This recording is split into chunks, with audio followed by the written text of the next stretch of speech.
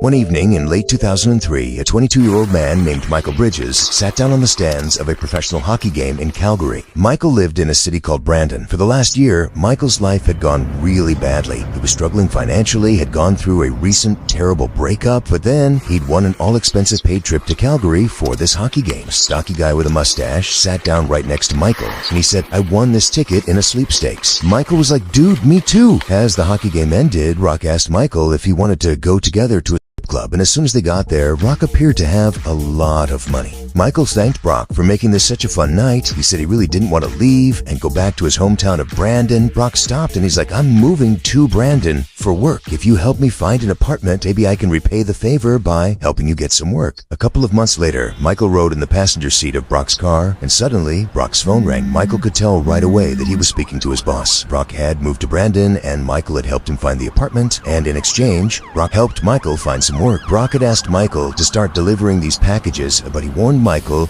to never look inside of any of these packages. Michael just continued to sit quietly while he listened to Brock speak to his boss. Brock just said, "I'll take care of it right now." Brock pulled into this parking lot of the city hotel and marched over to the door of this motel and began to knock. And there was this woman, and he watched as Brock punched this woman in the face. And then Brock calmly walked back to the car. "Don't tell anyone what you saw." 2 months later, Michael and Brock sat inside of a diner. Brock told Michael that what he wanted to do was introduce Michael to the boss, maybe give him a more managerial role. He needed to prove that he could be as cutthroat and brutal as Brock was. Before meeting Brock, something truly awful happened in Michael's life, and he told him about his past. Brock just said, "Okay, you're ready to meet the boss." The meeting with the boss was scheduled for a few days later. Michael showed up to the fancy hotel, and then the two of them walked upstairs to a particular hotel room. And Brock said, "Why don't you just run me through your story one more time before you meet the boss?" And went through his story one more time. There was a knock on the door, and when Michael looked outside, he knew immediately he had made a terrible mistake. It would turn out that sweepstakes that Michael had won, somebody had set that up just so Michael could meet Brock. Those packages that Michael was delivering, there was just packages that contained flour. And that woman that Michael watched Brock beat up at the motel, she was acting, and so was Brock. Brock was an undercover officer running an elaborate sting to get Michael to confess to his crime, while secret cameras inside of that hotel room recorded